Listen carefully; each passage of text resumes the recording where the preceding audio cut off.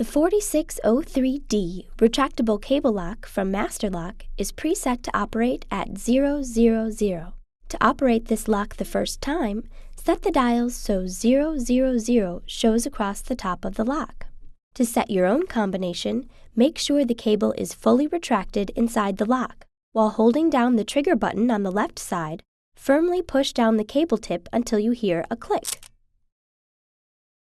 Now set the dials to your new 3-number combination. As a demonstration, we'll choose 2, 4, 6. While holding down the trigger button on the left side, pull out the cable tip. Your new combination is now set, and you can operate the cable. To lock, while pressing the release button on the right side, press the trigger button on the left side and pull the cable to the length you desire. Insert the cable tip into the hole until it locks into place. Press the trigger button on the left side to reduce the cable slack. Scramble the dials to complete the locking process.